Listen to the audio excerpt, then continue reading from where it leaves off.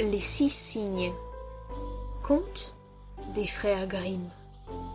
Extrait de l'ouvrage Contes allemands du temps passé, extrait des recueils des frères Grimm et de Simrock, Bechstein, Franz Hoffmann, Musaeus, Teich, etc. Traduit par Félix Franks et Alsleben. Conte lu par Cécile Belluard. Un roi chassait une fois dans une grande forêt, et il poursuivait le gibier avec tant d'ardeur qu'aucun de ses gens ne pouvait le suivre. Quand le soir vint et que le prince s'arrêta, il se trouva qu'il s'était égaré. En vain chercha-t-il une issue, il n'en découvrit aucune. Enfin il aperçut une vieille femme aux cheveux branlants. C'était une sorcière. Le roi lui parla et dit « Ma bonne femme, ne pourriez-vous pas me montrer un chemin qui mène hors de cette forêt ?»« Oh oui, certes, seigneur, je le puis, répondit-elle, mais à une seule condition, et si vous ne la remplissez pas, vous resterez dans la forêt et vous y mourrez de faim. » Quelle est cette condition? Demanda le roi. J'ai une fille, reprit la vieille, qui est aussi belle que personne au monde, et qui mérite bien de devenir votre femme. Si vous consentez à l'épouser et à faire d'elle la reine du pays, je vous montrerai le chemin qui mène hors de la forêt. Le roi promit tout dans son trouble, et la vieille le conduisit à sa cabane, où sa fille se tenait près du feu. Elle reçut le roi comme si elle l'avait attendu, et il vit bien qu'elle était fort belle, mais elle ne lui plaisait pas, et il ne pouvait la regarder sans une certaine peur. Après qu'il eut mis la fille de la sorcière sur son cheval, la vieille lui indiqua le chemin, et le roi arriva bientôt à son château royal, où le mariage fut célébré. Le roi avait déjà été marié, et il avait de sa première femme 7 enfants, 6 garçons et une fille, qu'il aimait plus que tout au monde. Craignant pour eux les mauvais traitements de leur belle-mère, il les mena dans un château isolé au milieu d'une forêt. Ce château était si bien caché, et le chemin si difficile à trouver, que le roi même n'aurait pu le découvrir si une bonne fée ne lui eût fait don d'une pelote de fil qui se déroulait d'elle-même dès qu'il la jetait devant lui et qui lui montrait le chemin. Mais le roi allait si souvent chez ses chers enfants que la reine finit par remarquer ses absences. Elle fut curieuse de savoir à quoi il pouvait s'occuper ainsi tout seul dans la forêt, et fit tant qu'à prix d'argent elle tira de ses domestiques l'explication du mystère. Ils lui apprirent aussi la vertu de la pelote de fil qui servait à montrer le chemin. Dès lors elle n'eut plus de repos, qu'elle ne sut où le roi cachait ce talisman.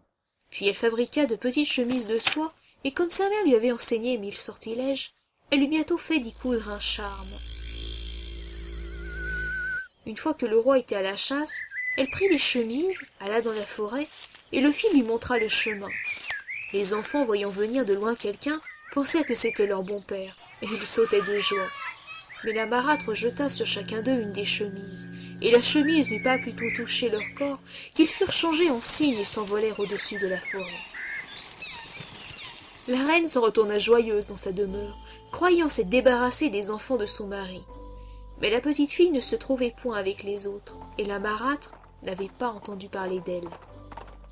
Le lendemain, le roi vint pour voir ses enfants, et ne rencontra que la petite fille. « Où sont tes frères ?» demanda-t-il. « Ah, cher père, répondit-elle, ils sont partis et m'ont laissée toute seule. » Et elle lui conta ce qu'elle avait vu de sa fenêtre, comment ses frères s'étaient envolés par la forêt. Même elle lui montra les plumes qu'ils avaient laissées tomber dans la cour et qu'elle avait gardées. Le roi fut bien triste, mais il ne lui vint pas à l'esprit de soupçonner la reine d'avoir commis cette mauvaise action. Et comme il craignait qu'on lui prît aussi sa petite fille, il voulut l'emmener avec lui. Mais elle avait peur de sa belle-mère, et elle demanda au roi la permission de passer encore une nuit dans le château de la forêt. La pauvre enfant se disait « Je ne suis plus en sûreté par ici, j'aime mieux aller à la recherche de mes frères. » Et lorsque la nuit fut venue, elle s'enfuit et marcha tout droit devant elle dans la forêt. Et elle marcha toute la nuit et le jour suivant sans s'arrêter, jusqu'à ce qu'elle fût rendue de fatigue. Alors, elle vit une petite maisonnette de chasse. Elle y entra et trouva une chambre avec 6 petits lits. Elle n'osa pas en choisir un pour s'y reposer, et se cacha dessous pour passer la nuit sur le dur plancher. Au coucher du soleil, elle entendit un bruit d'ailes et vit entrer les 6 cygnes. Ils se posèrent sur le sol et soufflèrent l'un contre l'autre jusqu'à ce que toutes les plumes fussent parties. Après quoi la peau de cygne s'enleva comme une chemise. La jeune fille, ayant reconnu ses frères, se réjouit et sortit de dessous le lit. Ils n'étaient pas moins contents de revoir leur petite sœur, mais leur joie fut de courte durée. « Tu ne peux rester ici, lui dirent-ils. C'est le rendez-vous d'une bande de voleurs. Quand ils rentreront, s'ils te trouvent, ils te tueront. »« Ne pouvez-vous pas me protéger ?» demanda la sœur. « Non, répondirent-ils, car nous ne pouvons quitter notre peau de cygne que pendant un quart d'heure chaque soir, et nous ne gardons la forme humaine que pendant ce temps-là, pour redevenir cygne de nouveau. » La petite sœur pleura et dit « Ne puis-je donc pas vous délivrer ?»« Oh non, » reprirent les 6 frères, « les conditions sont trop difficiles. Durant 6 ans, tu ne devrais ni parler ni rire, et dans cet espace de temps, il te faudrait coudre 6 chemises détoilées. Qu'un seul mot s'échappe de ta bouche, et voilà tout l'ouvrage perdu. » Comme ses frères achevaient de lui conter ces choses, le quart d'heure se trouva passé et ils s'envolèrent par la fenêtre. La jeune fille résolut dans son cœur de délivrer ses frères, dût l'entreprise lui coûter la vie. Le lendemain, elle sortit chercher des étoilés et se mit à coudre. Elle n'avait personne à qui parler, et ne se sentait nulle envie de rire. Elle était assise sur un arbre et ne regardait que son ouvrage. Elle y avait déjà passé quelque temps lorsque le roi du pays vint à chasser dans la forêt. Et ses chasseurs arrivèrent au pied de l'arbre où se tenait la jeune fille. Ils l'appelèrent et dirent « Qui es-tu » Elle ne répondit pas. « Viens avec nous, reprirent-ils. Nous te ferons pas de mal. » Elle secoua simplement la tête. Comme ils la poursuivaient toujours de leurs questions, elle leur jeta son collier d'or, croyant les contenter ainsi. Mais ils continuaient toujours, et elle leur jeta sa ceinture, puis successivement tout ce dont elle pouvait se passer, de sorte qu'elle ne garda que sa chemise. Les chasseurs ne se laissèrent pas repousser. Ils grimpèrent sur l'arbre, s'emparèrent de la jeune fille et la conduisirent devant le roi.